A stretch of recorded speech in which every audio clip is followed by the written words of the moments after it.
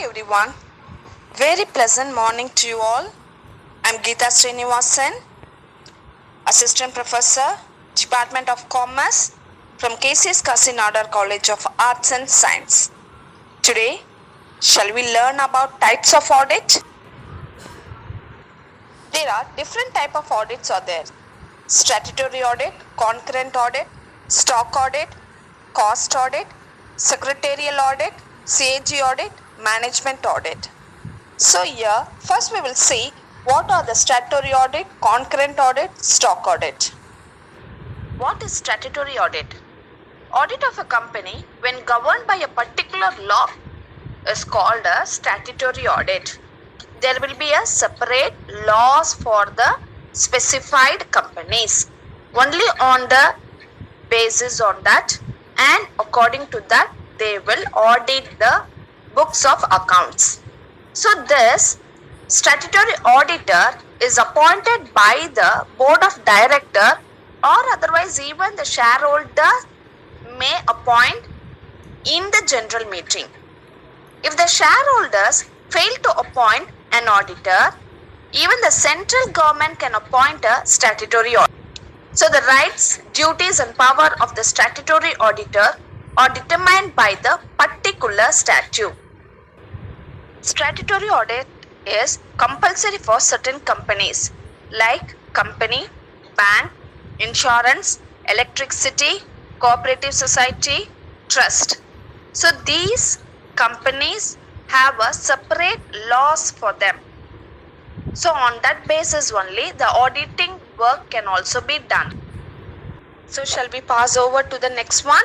Yes. Shall we see about the concurrent audit?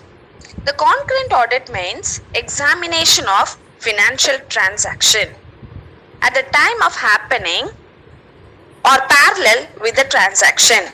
That is, usually the auditing work will be done at the end of the year, but here in this concurrent audit, it will be done throughout the year, that is on daily or weekly, so that the work will be effective and the internal control can be done effectively. Objectives of concurrent audit: to examine and ensure whether all the books are maintained in accordance with the prescribed system, to ensure that adequate measures has been taken in advance to prevent future frauds, to check and ensure that cash, securities, etc. are in agreement with the books, to detect and control any leakage of income, to assess the overall performance of the branch and to report any irregularity in performance which may lead to financial loss to branch, to verify the completeness of documents, to make physical check on stocks and other assets, to verify prompt and regular submission of the periodical and statutory returns. In this slide, we are going to see about the stock audit. Stock audit in general refers to physical verification of inventory. Stock audit is an audit conducted in manufacturing industries where raw materials is converted into product. So stock audit is conducted to monitor the purchase stores and issue of materials. That is, the auditor have to go directly and see whether the inventories are there or not. He will physically check that one. Objectives of stock audit: to ensure that stock is properly valued. Sometimes stocks are overvalued or undervalued.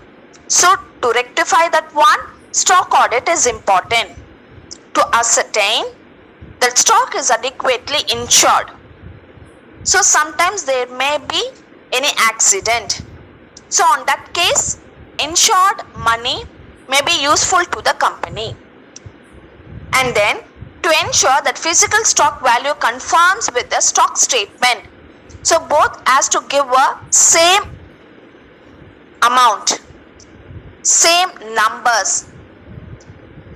and then to certify the correctness of stock debtors and creditors in the organization.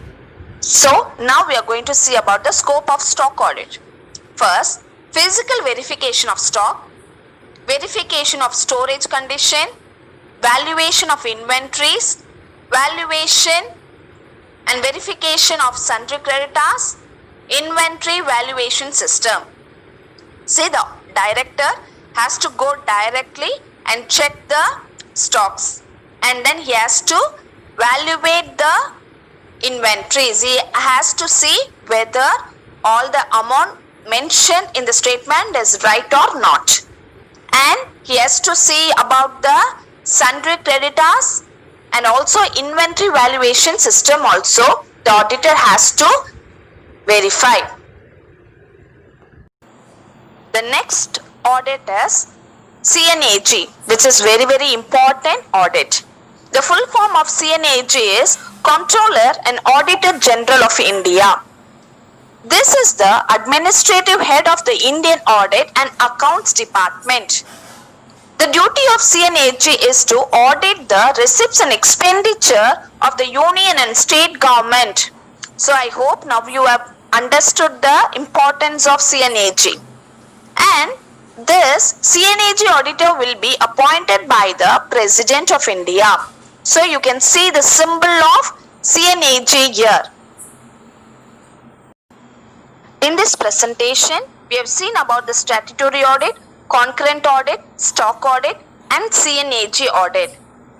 So, thank you very much for listening my presentation, and the remaining audit, that is cost audit, secretarial audit, management audit, we will see on the next presentation. Thank you very much guys. Thank you.